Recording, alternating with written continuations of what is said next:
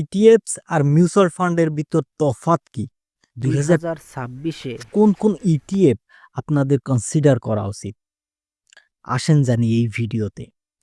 তো সবথেকে প্রথমে ইটিএফস আর মিউচুয়াল ফান্ডের ভিতর তফাৎ কি? আর এই বিষয়ে প্রচুর মানুষ কনফিউজ থাকে। মিউচুয়াল ফান্ড হলো একটা পোর্টফোলিও স্টক। তো উদাহরণস্বরূপ আপনি মনে করেন আপনি নিফটি 50 এর থেকে একটা মিউচুয়াল ফান্ড নিয়ে নিয়েছেন। তো এখন যে টপ যে ভারতের যে সেরা যে 50টা কোম্পানি, সেই কোম্পানির যে রেশিও চলতে থাকে নিফটি 50 ইন্ডেক্সে, ওটাকে মিউচুয়াল ফান্ড ম্যানেজার কিনে নেয়। তো রিলায়েন্স যদি সবথেকে বড় ইন্ডেক্স হয় বা ওয়েট হতে পারে, তাহলে ওটাকেও কিনে নেবে। এরপর যদি কোনো কোম্পানি কমে পাওয়া যায়, তাহলে ওটাকেও কিনে নেবে।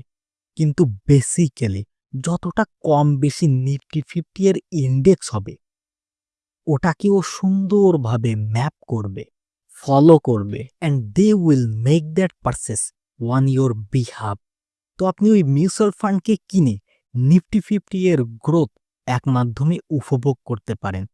তো আর আপনি যদি কোনো সেক্টরাল মিউচুয়াল ফান্ড নিয়ে থাকেন, তাহলে এখন ফার্মা এত্তা রয়েছে, লজিস্টিক, ফিনান্সিয়াল সার্ভিসেস এত্তাও রয়েছে। তো ওটা মিউচুয়াল ফান্ড ম্যানেজার সিদ্ধান্ত নেবে যে এই সেক্টরে এমন এমন সেরা কোম্পানি আছে, এই কোম্পানিগুলো মার্কেটে খুব ভালো করতেছে, আর এই কোম্পানিগুলো এই মূল্যে কেনা উচিত। তো এরকম একটা সাধারণ সিম্পল সিদ্ধান্ত নেওয়া হয়। কিন্তু মিউচুয়াল ফান্ডের একটা বড় লিমিটেশন আছে। না, লিমিটেশন বলতে ঠিক ওইভাবে না। It is just the way and that is works. যে যখনই আপনি মিউচুয়াল ফান্ড কেনেন বা বেচেন, তো ওটা পুরো দিনের শেষে হয়ে থাকে।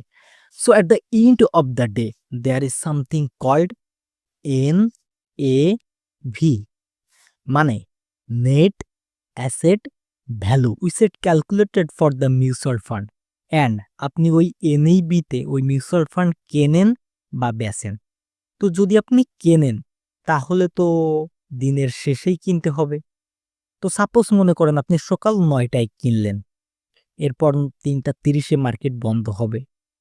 এই মার্কেট বন্ধ হওয়ার পর NAV ক্যালকুলেট করবে, হিসাব নিকাশ করবে। তারপর কোনো একটা পয়েন্টে আপনি ওই NAV এর অনুযায়ী ওই মিউচুয়াল ফান্ড কিনে নেবেন, এবং টাকা তো আপনার সেই 9টায় কেটে নিয়ে গেছে, কিন্তু অ্যাকচুয়ালি যে ট্রানজ্যাকশন সেটা হচ্ছে পরে। And then you will get the mutual fund in your account, say in a day or so, maybe 2 days. যদি আপনি বেচেন, তাহলে এক্স্যাক্টলি সেম জিনিস বা বিষয়। আপনি একটা প্রিডিটারমাইন্ড NAV-তে বেচবেন, যেটা মনে করেন আগের দিনের NAV-ও হতে পারে, এবং আপনি যখন বেচবেন দিনের শেষেই ওটা বিক্রি হবে। And then after 24 or 48 hours, তারপর আপনি ওই পার্সেন্টেন্সের টাকা পাবেন। The exact opposite of that is ETF। ETFs এর পূর্ণ মিনিং হলো এক্সচেঞ্জ ট্রেডেড ফান্ডস। 3টা গুরুত্বপূর্ণ শব্দ, এক্সচেঞ্জ, ট্রেডেড আর ফান্ডস, মানে হলো এইগুলো মিউচুয়াল ফান্ডের বিষয়বস্তু। এরকমভাবে এইগুলো পোর্টফোলিও স্টক, শুধুমাত্র একটা স্টক না। তাহলে এইবার নিফটি 50 এর একটা ETF হতে পারে, নেক্সট 50 এর একটা ETF হতে পারে, গোল্ড এর একটা ETF হতে পারে, ফার্মা এর একটা ETF হতে পারে, ইত্যাদি। কিন্তু এটা এক্সচেঞ্জ ট্রেডেড, মানে জাস্ট লাইক এ স্টকস। আপনি যখন স্টক মার্কেট খোলা থাকবে, তখন যে কোনো পরিস্থিতিতে যে কোনো পয়েন্টে কিনতে পারবেন আর বেচতে পারবেন। আপনার দিনের শেষ হওয়া পর্যন্ত অপেক্ষা করা লাগবে না। This is fundamentally the biggest difference between on ETF and a mutual fund. আর এর জন্যই মানুষদের ETF হয়তো বেশি ভালো লাগে, কারণ আপনি সকাল 9টা 15 বা 9টা 30-এ আপনি ওই ইটিএফ কিনলেন, আর সাথে সাথেই আপনি পেয়ে গেলেন যেরকম একটা স্টক পাওয়া যায়, মানে আদান প্রদান একদম সঙ্গে সঙ্গেই হবে। But you will know exactly ওই স্টক ডেলিভারিতে চলে এসেছে, you will get it in X+1। আপনি যদি বেচেন, you have instantly sold it, আর আপনার কাছে ওই টাকা চলে আসবে। So So is exchange traded just like stock are also traded। দ্বিতীয় বিষয় হলো ইটিএফস ইউজুয়ালি একটা ইন্ডেক্স আর একটা ফান্ডকে ম্যাপ করে থাকে। They don't create something of their own mostly, that is why ETFs tend to be cheaper than mutual fund. Mutual ফান্ডে রিসার্চ লাগে যে আরে কোন স্টকটা কিনলে ভালো হবে, কতগুলো কেনা উচিত হবে, এখন কোনটা বেচতে হবে, কতগুলো বেচতে হবে, and they tend to be very active as well. যদি আপনি অ্যাক্টিভ মিউচুয়াল ফান্ড নিয়ে থাকেন তাহলে তো প্রতি সপ্তাহে কিছু না কিছু বেচা কেনা লেগেই রয়েছে, আবার মাসে কিছু না কিছু কেনা বেচা লেগেই রয়েছে।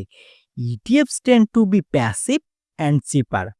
তাহলে ও ৩ কি ৬ মাসে কোথাও রিব্যালেন্স করতে পারে বা নিজের পোর্টফোলিওতে অ্যাডজাস্ট করতে পারে, and they are tracking say an index, Nifty 50 ইত্যাদি হয়ে গেল। So they don't have to spend a lot of money on building a research team.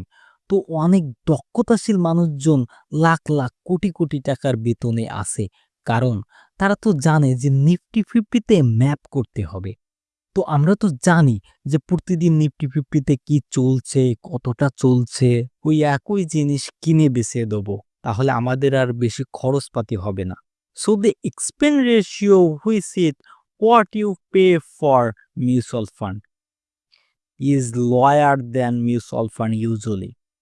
আর তৃতীয় বিষয় হলো not so important for everyone, কিন্তু সর্বনিম্ন ইনভেস্টমেন্ট হয় যেটা ইটিএফসে ওটা একটু কম হয়। আপনি একটা ইটিএফও নিতে পারেন, মিউচুয়াল ফান্ডে কমপক্ষে 500 টাকা থেকে শুরু হয়। So if the unit NAB যদি 10 কি 12 টাকা, তাহলে কমপক্ষে আপনার ওই রকম ইউনিটে নিতে হবে to get to that minimum amount. কিন্তু ইটিএফসে আপনি একটা ইউনিটও নিতে পারেন, স্টকও একটা নিতে পারেন আপনি ওই একইভাবে, but on big difference which has recently emergent in favour of mutual fund.